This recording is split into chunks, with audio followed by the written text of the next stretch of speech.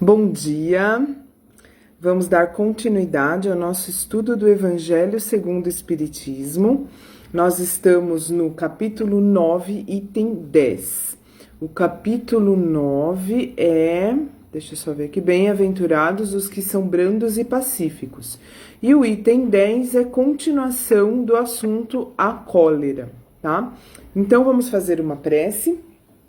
Primeiramente, para preparar as nossas mentes, para preparar os nossos corações para o estudo do Evangelho.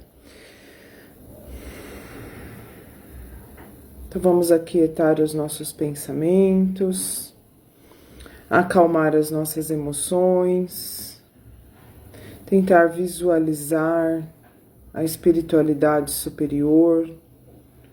Vamos pensar em Jesus.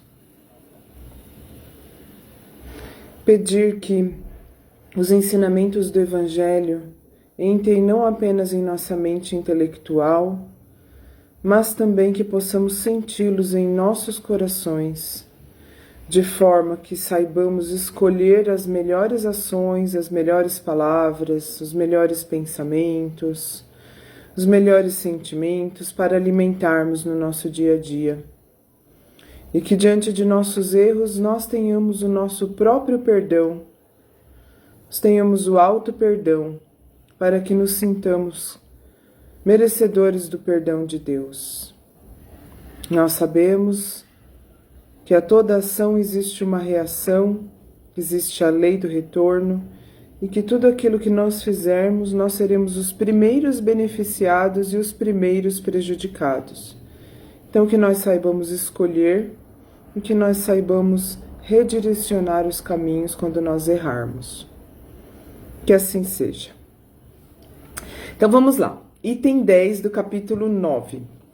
Segundo a ideia falíssima de que lhe não é possível reformar sua própria natureza, o homem se julga dispensado de empregar esforços para se corrigir dos defeitos em que de boa vontade se compraz, ou que exigiriam muita perseverança para serem extirpados. Então, por ter essa crença, né, essa ideia que aqui está dizendo falsíssima,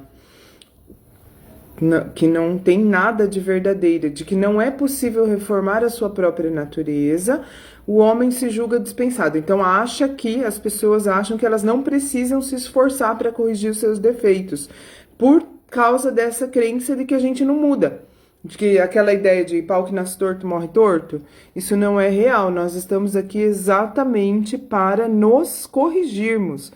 Nós estamos aqui exatamente para mudarmos, para melhorarmos, para evoluirmos, né? Então, não faz o menor sentido a gente acreditar nisso, de que nós não precisamos nos esforçar para modificar os nossos defeitos e se entregar a eles, né, as coisas, aos nossos próprios defeitos de forma voluntária, porque achamos que não é possível mudar. É assim, por exemplo, que o indivíduo propenso a encolerizar-se quase sempre se desculpa com o seu temperamento. Então, aquela pessoa que fala assim, que vive se encolerizando, vive sentindo raiva e fala assim, mas eu sou assim mesmo, sempre fui assim. Como se fosse assim, algo que é fatal, ou seja, que não é possível mudar, que vai permanecer assim para sempre e que ela não pode fazer nada para isso melhorar, como se não dependesse dela alterar isso. Claro que existem coisas que são difíceis de mudar, nós não estamos falando assim que a partir do momento que você chega à conclusão que aquilo não é bom e que você quer mudar, pronto, já conseguiu. Não, é difícil, muitas vezes é difícil, mas não é algo que a gente deve pensar assim, eu sou assim, eu nasci assim, vou morrer assim, então não adianta, faz parte do meu temperamento. Não, não faz. Nós todos somos espíritos que estamos temporariamente vivendo uma experiência carnal, vivendo uma experiência num corpo físico, temporariamente. Então, o espírito A essência do espírito é pura, é perfeita. O que nós precisamos é ir nos tirando as cascas que estão por fora, que são os nossos defeitos, para ir cada vez mais aparecendo a essência que está dentro de nós, que é o espírito puro. Então, todos nós somos potencialmente perfeitos, né? A questão, então não existe isso de que eu sou uma pessoa muito raivosa mesmo. Não, você não é, você está. Então tudo que está pode ser mudado, né? E é para isso que nós estamos aqui. É para isso que são colocadas diante de nós as situações da vida que nos, por exemplo, no caso aqui que está falando da cólera, então é por causa disso que são colocadas situações que que são estupim para cólera acontecer, que são coisas que dão aquele start, não tá me fugindo da palavra, mas que dão aquela explosão, né, que geram aquela explosão, poderiam gerar, têm o potencial de gerar. Nós somos colocados diariamente ou de vez em quando diante de situações exatamente para que a gente possa reagir cada vez melhor. Então, se eu sou uma pessoa que tem facilidade de ficar com raiva, de me encolerizar, então frequentemente serão colocadas situações na minha vida para que hoje eu reagir de um jeito, diante de uma situação que me dá raiva. Amanhã eu posso reagir um pouquinho melhor. Depois de amanhã, um pouquinho melhor. Entendeu? Então, o homem se julga dispensado de empregar esforços, já foi. É assim, por exemplo, que o indivíduo propenso a encolerizar-se quase sempre se desculpa com o seu temperamento. Mas temperamento é algo para ser mudado, né? A essência do espírito não é assim. Em vez de se confessar culpado, lança culpa ao seu organismo, acusando Deus dessa forma, de suas próprias faltas. Porque se a culpa é do meu organismo, não depende de mim, depende de quem então? Eu nasci assim, então foi Deus que me fez assim. Então, a culpa é de Deus, não é minha. É ainda uma consequência do orgulho que se encontra de permeio a todas as suas imperfeições. Indubitavelmente, temperamentos há que se prestam mais que outros a atos violentos. Então é verdade que existem pessoas mais violentas que outras. Que existem temperamentos, realmente existem. Temperamentos que são mais calmos e outros que são mais raivosos. Isso é real. Mas não quer dizer... O que não é real é aquela parte, né? Não quer dizer que a gente deva se conformar com isso. Então, é real temperamentos diferentes, um mais colérico que o outro, mas não é real essa história de que não dá para mudar. Pelo contrário, nós estamos aqui exatamente para buscar essa mudança. Então, indubitavelmente, temperamentos há que se prestam mais que outros a atos violentos, como há músculos mais flexíveis que se prestam melhor aos atos de força. Não acrediteis, porém, que aí resida a causa primordial da cólera, e persuadi-vos de que um espírito pacífico, ainda que num corpo bilioso, será sempre pacífico, e que um espírito violento, mesmo num corpo linfático, não será brando. Somente a violência tomará outro caráter. Não dispondo de um organismo próprio a lhe secundar a violência, a cólera tornar-se-á concentrada, enquanto no outro caso será expansiva. Então o que ele está querendo dizer é o seguinte, não tem nada a ver com o corpo isso. Não tem nada a ver com a personalidade atual que você tem nesta encarnação. Tem a ver com a parte imortal do seu ser.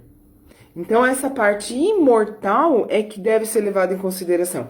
E não essa situação de que, eu nasci assim, você nasceu assim, então seu corpo é assim. Qual que é a ideia, né? Não devemos nos usar como desculpa para não ter o trabalho de mudar essa história de nascer assim, né? O corpo não dá cólera àquele que não a tem. Acabei de falar isso, né? Não é do corpo a cólera. Do mesmo modo que não dá aos outros vícios. Todas as virtudes e todos os vícios são inerentes ao espírito. A não ser assim, onde estariam o mérito e a responsabilidade? O homem deformado não pode tornar-se direito, porque o espírito nisso não pode atuar, mas pode modificar o que é do espírito quando o quer com vontade firme. Então, se existe um defeito físico, isso não pode ser realmente alterado, né? Pela vontade do espírito. Mas as situações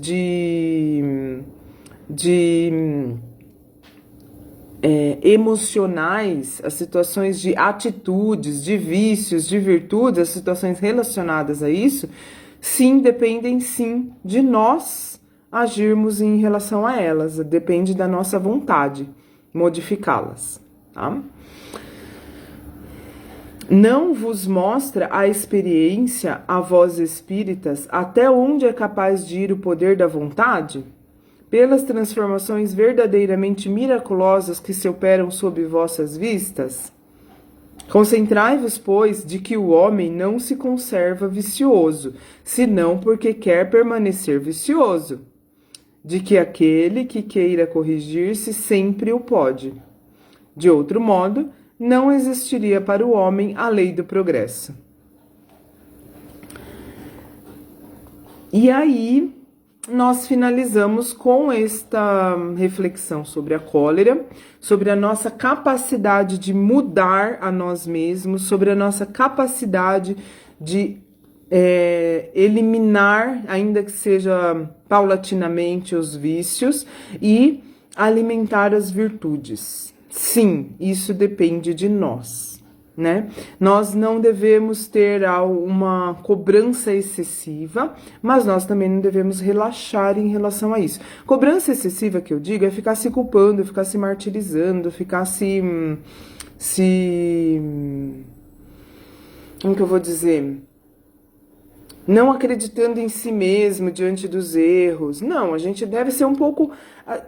Eu costumo sempre dizer o seguinte: os 10 mandamentos, que são a lei de Deus eterna, diz assim: amar ao próximo como a si mesmo.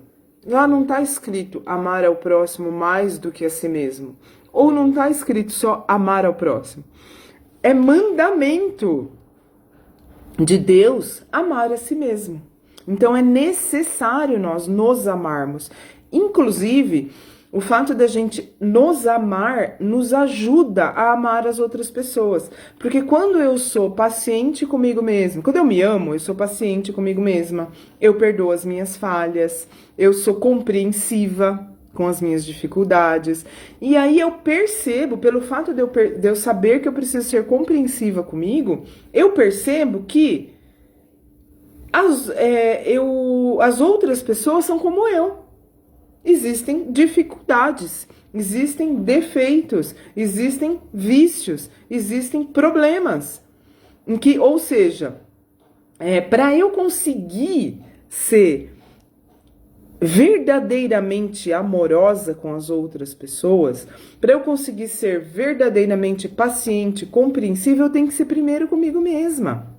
Porque se eu sou rígida demais comigo, não tô falando para relaxar, falar, de boa, que é difícil mesmo, eu tenho que ser compreensiva comigo. Não, não é isso. Eu tô falando assim, você se esforçar, você buscar fazer o melhor de verdade, e quando houver falhas, quando não conseguir fazer o melhor, quando se entregar para algum erro, ter paciência, saber que é erro, não pensar assim, eu me entreguei, mas eu tenho que ser compreensiva comigo mesma, então eu vou continuar. Não, me entreguei, não deveria ter feito isso, não vou ficar me culpando, mas também não vou fazer de novo. Da próxima vez eu já sei onde está a minha fraqueza, porque os erros também nos ensinam muito. Os erros nos fazem entender. Se a gente souber utilizar os nossos erros ao nosso favor, a gente vai olhar para aquilo e vai falar assim, por que eu caí? Eu já sabia que eu não queria isso, eu já sabia que isso não era uma coisa boa para mim, eu já sabia que isso é um vício, porque eu já estou num trabalho, né, que a gente deve buscar isso, um trabalho de reforma íntima, que significa você ir aos poucos eliminando os seus vícios e alimentando as virtudes, aos poucos irá aperfeiçoando-se como ser humano, se tornando um ser humano melhor, melhor no sentido de bondade, de justiça, de beleza no sentido mais amplo que isso existe. Não estou nem falando da beleza física. Acho que é meio óbvio isso diante do estudo do Evangelho que nós estamos fazendo e diante de tudo que nós já estamos conversando ao longo dessas mais de 60 estudos que a gente já fez aqui.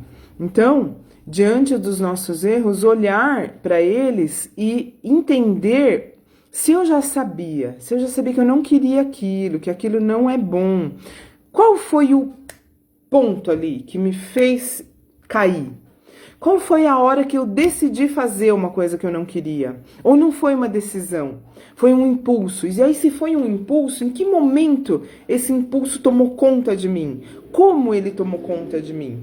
Então, se a gente parar para refletir sobre essas coisas, que inclusive é a dica de Santo Agostinho dá essa dica. Nós vamos chegar nisso aqui no Evangelho. Ou já passamos por isso também em algum momento. Que ele fala... A dica não é você falar assim, nossa, Jesus falou tudo isso, né? Então eu sou uma porcaria, porque olha tudo que tem que Jesus ensinou, tanto que eu tô longe de ser assim. Ou falar assim, eu tenho que ser do jeito que o Evangelho fala hoje. Não dá, gente. Simplesmente não dá. Tá? Não vai levar nada ficar se achando uma porcaria e não vai levar nada também querer da noite pro dia mudar tudo. Simplesmente não vai dar. Então, o que a gente faz? A gente pega e vai aos poucos, com sinceridade, com amor próprio, com compreensão, mas também com uma vontade verdadeira de mudança e não umas desculpas, não inventar desculpas para poder se colocar numa situação diferenciada. Estamos tendo visitas aqui, vem aqui falar oi aqui, ó, vem cá. Olha que coisinha mais linda que tem aqui comigo hoje, gente. Fala oi pro pessoal, tá? Um monte de gente vai ver você. Tudo bem? Eu tô aqui na casa da minha mãe hoje. Você tava na escola, linda? Então, vamos finalizar aqui, então, já que a gente já conversou bastante sobre a cólera. E vamos fazer uma prece final para finalizar, ok? Amanhã a gente continua e amanhã nós vamos começar o capítulo 10. Amanhã já vamos para o capítulo 10, que é o capítulo Bem-aventurados os que são misericordiosos. Então vamos lá, vamos agradecer a oportunidade, de aprender com os ensinamentos de Jesus e vamos pedir que os nossos amigos espirituais estejam conosco em todos os momentos da nossa vida, que possamos nos orientar diante dos ensinamentos que estão à nossa disposição, que a gente possa lembrar deles em todos os momentos. Que assim seja. Então, um beijão. Hoje nós não vamos fazer o estudo do livro que é Espiritismo.